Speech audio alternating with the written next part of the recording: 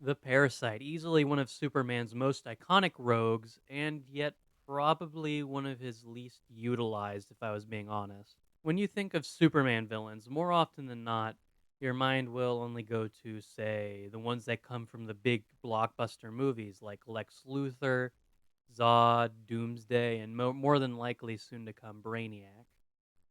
But I think Superman's earthly rogues like Parasite and Metallo have a lot to offer. It's just that the comics in general have failed to really give them much oomph to try and meet with those bigger rogues of his. But that's not to say Parasite doesn't have anything I would consider going for him. His design is very consistently great. Usually they go for a nice creepy look to him, something that really makes him look like a scary monster that if he gets near you, you will die. This can apply for the design that's shown on screen, where he has no face or any real defining features on his face. Or more modern designs, they usually go for a route where Parasite has this giant mouth and is a big hulking monster that'll suck you dry. More like a leech in appearance than a no faced monster. His gimmick is also a very good way of countering Superman. Most people, when they think of the Man of Tomorrow, they think, "Oh, he's unstoppable. The only thing that beats him is kryptonite, so what's the point of even fighting him?" So a rogue like Parasite immediately counters this issue because all of Superman's powers and abilities immediately become his, thus pretty much putting Superman to an immediate disadvantage. And while this is a lot of potential for a supervillain, there are a few areas that sort of get in the way of what Parasite could be. As if you look at most of his comics, a lot of the time Parasite is just a brawler. He doesn't really have any plans or schemes. He's just after power like Superman's or from an electrical plant. And this is very well shown in his more modern designs where, as you can see, he's pretty beefy. But that is not the standard that Parasite has always been found to have. If you go back to the Silver Age when Parasite was first introduced, you'll find that it's not Rudy Jones, which is the Parasite most of us will be used to, but actually a man named Jensen, whose parasitic powers go well beyond what the modern parasite does. But on a character basis, they're fairly similar, where all three of the parasites that you will see through the comics, they're all losers in life who are given the abilities of the parasite. In Jensen's case, it's a plus. When it comes to Rudy Jones or Michael Allen, they are pretty much given a curse that they want nothing to do with and would be more than happy to get rid of if they ever had the opportunity. But when it comes to Jensen in particular, he's been sort of forgotten. Once you get past the Silver Age, he's effectively completely replaced by Rudy Jones. But that doesn't mean that Jensen doesn't have some particularly important notes to his character or appearances in general. For example, you have Estas. It goes off of the new series version of Parasite, naming him after Rudy Jones, but in the actual show, most of his character is inspired directly from Jensen, being a creepy, sort of sociopathic person who has no care for the people around him and will sap the abilities of everyone. But more specifically, this version of Parasite takes direct inspiration from Jensen when it comes to his power set.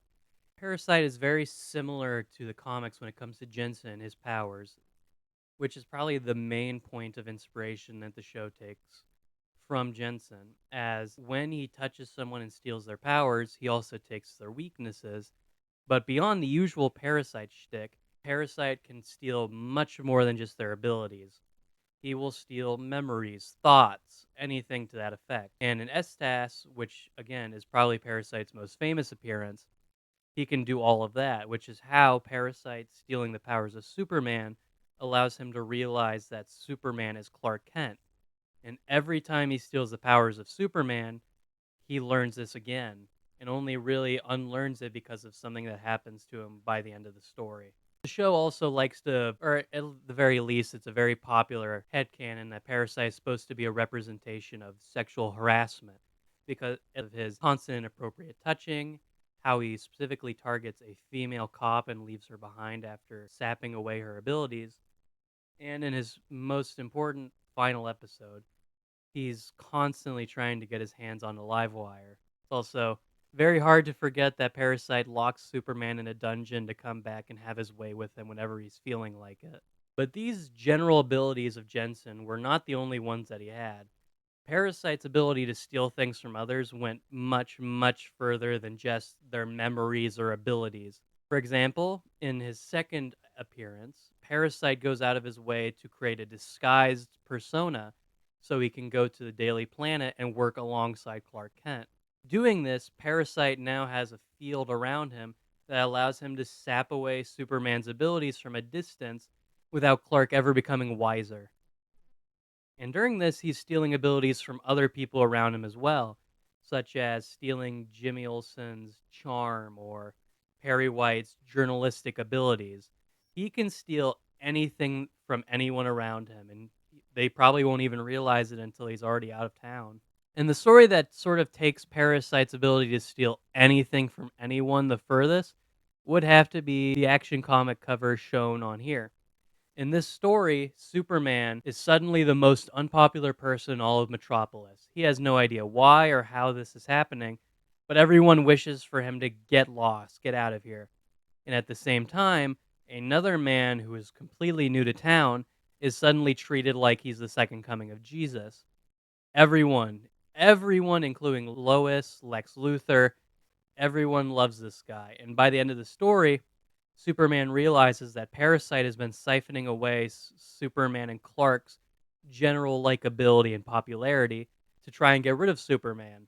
And it sort of works, as by getting closer to the end of the story, Superman is just fed up with the entire city because why are they treating him this way? It's completely unfair. And this is sort of what makes Parasite most interesting to me when it comes to this period. When you think of Parasite, you usually think of a giant monster that's trying to fistfight Superman. I think he's at his most interesting when he's a loser who has the ability to take anything from anyone and is a complete schemer, loser, complete waste of attention. A parasite on a societal level, even. And that takes us to Rudy Jones, who is Jensen's replacement once you get to the new era of comics with the post crisis continuity. The premise is sort of similar, except while Jensen was a janitor at Star Labs, just like Superman the Animated Series, Rudy Jones is a janitor at the Daily Planet. And he's not exactly Clark's biggest fan.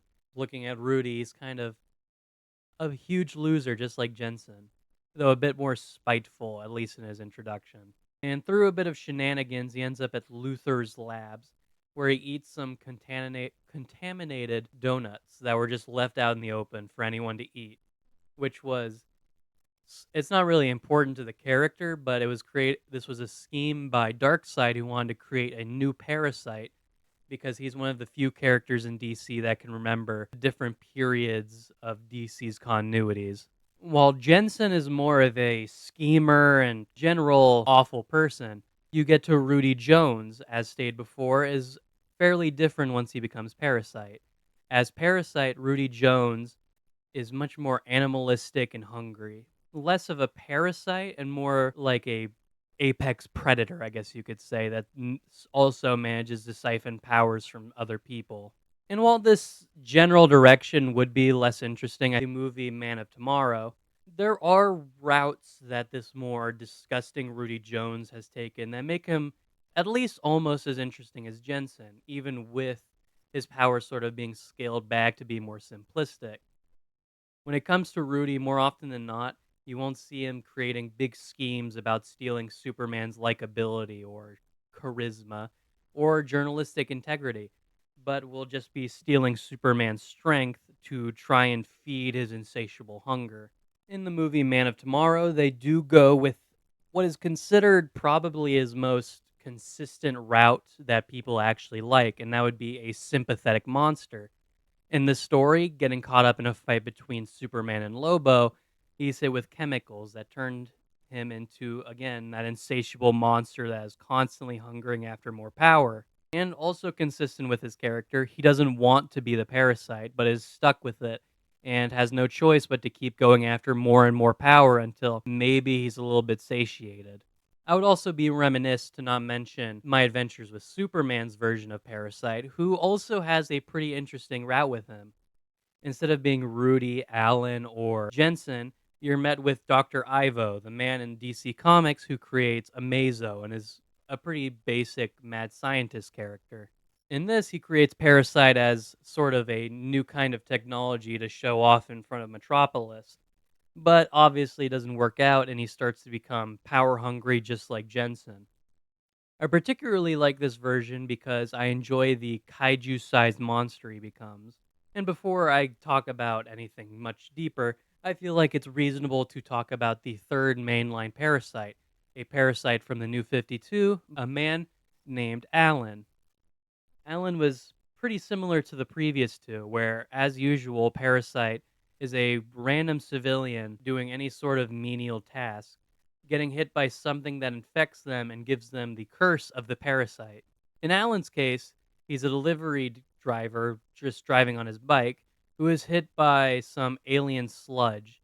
And by the time he wakes up again after helping defeat it with Superman, he finds he has an insatiable hunger, and this hunger does not go away even as he eats or steals energy from other people. Nothing's making him feel better. So he goes onto a rooftop and tries to kill himself. And in doing this, Superman saves him because that's just what Superman would do. And through this, accidentally creates one of his rogues because the parasite, always as hungry as ever, siphons away powers from Superman without even really trying and realizes, oh, Superman is the only source in the entire universe that will be enough to satiate my hunger. And from then on, Alan's main goal in life was just to hunt down Superman and try to make up for that endless hunger he's constantly experiencing.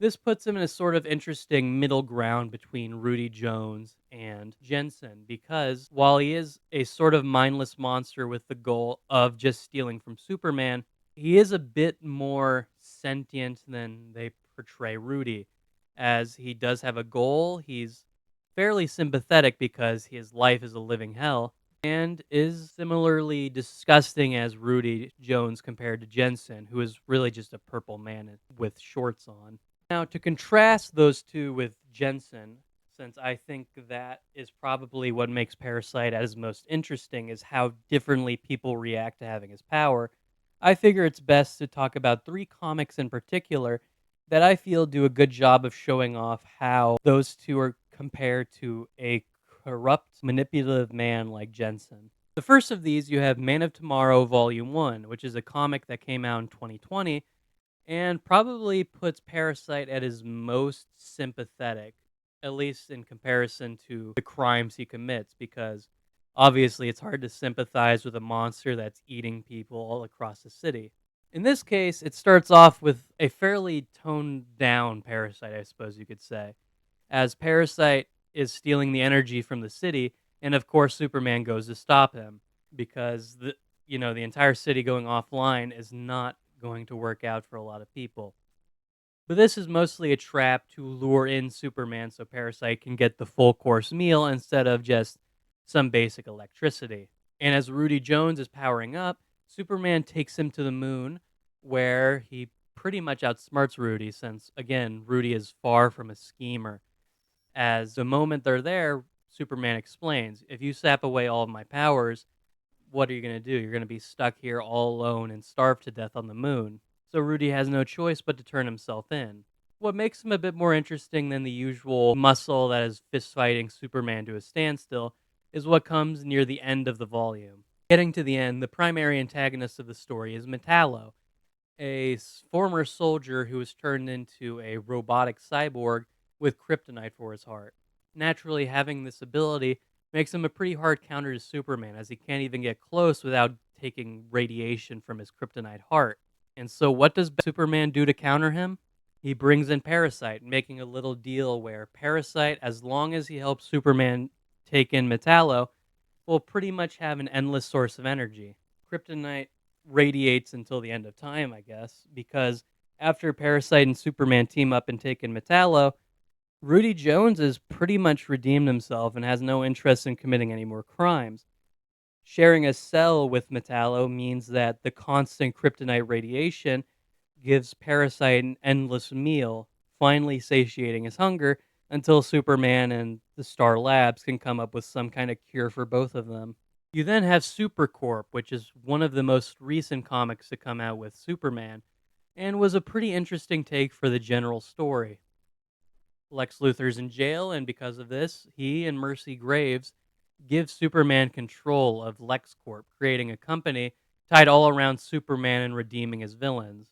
But at the same time, a villain from Luthor's path, the people who used to run Metropolis before he took over, are trying to influence Superman's villains at the exact same time. Silver Banshee is given an upgrade to make her scream louder, and Parasite is infected with effectively Parasite 2. Rudy Jones, one night when he was in the park, suddenly started to duplicate like mitosis. And suddenly the entire city is overwhelmed with thousands and thousands of parasites that are also in some ways spreading like a disease, as the people that had come into contact with the parasite become parasites themselves and are all chasing after Superman because with so many parasites, the entire city is starting to run out of useful power that they can all eat on. And through this, once again, you see Rudy Jones in a more sympathetic or even heroic route. Because he committed to mitosis, he's starved. All of those things come from excess fat and food that he's possessed into his system. So when Superman brings all of the duplicates to the same area thanks to live wires, energy, and electricity, Parasite comes as well and starts eating the rest of his parasite clones, effectively curing the problem by just being the biggest parasite out of all of them. And through this, Parasite, or at least specifically Rudy Jones, is shown that he's pretty heroic when he actually wants to be, or there's something in it for the parasite. And he even stays redeemed, unlike Man of Tomorrow, where at the end of the story, Superman finds out that Supercorp is now hiring former villains of his, with Rudy Jones more than happy to go back to his normal work system now that he actually feels a bit more normal again. He even keeps one of his clones as like a little pet, which is, I guess, a little weird, but hey, Rudy Jones was redeemed, which again goes to show that there are interesting ways you can have different parasites commit to different routes with their curse. His design in this run is also fairly cute. I think that's probably why his redemption works out so well, is just that Parasite has never looked more likable than he has in this story. And then we get to the one in particular that features Alan. Because he was only really Parasite during the New 52, it's a little hard to say how he sticks out compared to Ivo, Rudy Jones, or Jensen, because the other two had eras and many, many years to get their thing going. Well, Alan has to compare to two others that are still running around in some capacity. But the best example you can find for Alan being fairly likable would have to be Green Arrow Better Than Part 1 and 2, where Parasite is on Stryker's Island with many of other Superman rogues. Green Arrow was invited to just keep track of things and make sure there's no trouble with the prisoners. But a defining feature of Green Arrow is that he's very liberal and progressive. So seeing the prison does not fill him with a lot of joy because the prison treats the criminals fairly poorly. It doesn't say much about Alan compared to Green Arrow, but it is a sympathetic situation he finds himself in, where Stryker's Island has no choice but to leave him in a padded cell with the lights always on and basically no contact with other human beings. He's another human being, of course, but he's also the parasite. The moment something comes into touch with him, they're dead. There's nothing they can do about it. So it's a good moral conundrum for someone like Green Arrow to be put in. And that brings us to what I would consider my favorite part of these videos so far, is talking about what would I personally do with the parasite. Many would probably argue that there's no reason to change what they're currently doing with Parasite. And to a degree, I would agree. I think those two Rudy Jones stories really do make him a likable character. And that's really all you need for a character, or villain in this case. But I thought it would still be interesting to talk about what I would change. And I've already sort of hinted at what I would do with Parasite. And that would be to really show off how different people would react to the Parasite curse. Say at the same time you have two different parasites running around Metropolis. I know generally comics like to avoid that, at least now. But there are periods in time, like early 90s Batman, where you had four separate Clayface all existing in the same world. So I think it really wouldn't be that complicated to just have two separate parasites. One of them can be Jensen, who is back, and you can make him even more of a parasite on society, a disgusting man who doesn't want to work or earn for anything. He just purely wants power, popularity, anything he doesn't have, he wants, and he'll steal it from anyone that's around him without a single shred of pity or shame for anything he's doing. You can even bring back his original abilities and probably do a lot more interesting things with that. Like, imagine he steals Lex Luthor's intelligence and uses that to try and steal all of Luthor's cash because he's a parasite on a societal level. He will steal, again, anything he can get his hands on. Another one could maybe be he steals Superman's charm, and through this, he makes Lois think that he's her husband. Or maybe Clark Kent is finally about to have the story of his lifetime, but it's taken by Parasite, who's using it to try and get his way into high society. Really, just an unlikable person. And there's more modern things you could add to Jensen to make him an even bigger creep than he already is. If you bring in that subtext of Superman the Animated Series, for example, where he's a creep towards women, that could also make him even more of a disgusting creature than he just is on the outside. But also, Super Corpse Upgrade could be really interesting for Jensen. He's a schemer first and foremost. He doesn't want to get into fights with Superman if he can avoid them. So it would make sense if Jensen has the same ability to duplicate or even spread his abilities like a disease, similar to what Rudy Jones went through. This route would also be a fairly good way of introducing a second parasite in Rudy Jones, a giant creature that has no interest in being this disgusting monster, but at the same time, it has to feed. It does not want to starve to death. So through this disease, it keeps sucking and sucking away on Metropolis's energy until it catches the attention of Superman. And maybe he is a carrier of the disease that Jensen has created to be a distraction. Say Rudy infects 10 other people. Superman's spending the rest of the week working on this issue, while Jensen is pretty much free to commit any crimes or steal anything he's after. But you can still include Rudy in a very sympathetic light. He's a person who's never asked for this kind of ability and yet is still stuck with it and really has no choice but to keep sucking away until he can find some kind of way to cure himself. I see this as the best way of potentially working through some of Parasite's issues. It's hard to really describe him as one of Superman's top rogues when most of the time he's sort of a mindless beast or just someone that slugs fists with Superman.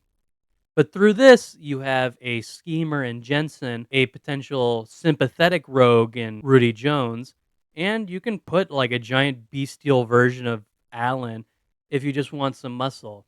That way, you have your cake and you can eat it too. All three parasites perform different roles in the same universe, and obviously, you still have one that's at the top with Jensen, who is controlling pretty much everything that's going on with them. But that's all just my idea for what you could do with Parasite. I think all three of them have a lot of potential, and a Parasite that's so bad that an entire city is crumbling and infested with his disease and filth really could make for a great street level. I guess it would be more like a city level threat for Superman, since most of his big names are much more galactic or world ending threats. But I would still like to hear what you would personally enjoy to be done with Parasite, or if you have a personal favorite Parasite story that I didn't mention. The three I talked about don't specifically go too much into Jensen if you ignore the two that I mentioned about his popularity and his second appearance. But I know for a fact that he has many good comics as well, and I would be happy to hear if he's really shown up since the Silver Age, because as far as I'm aware, he really has been replaced by Rudy and Alan, which to a degree I would consider a shame. But with that, I wish you a good rest of your day.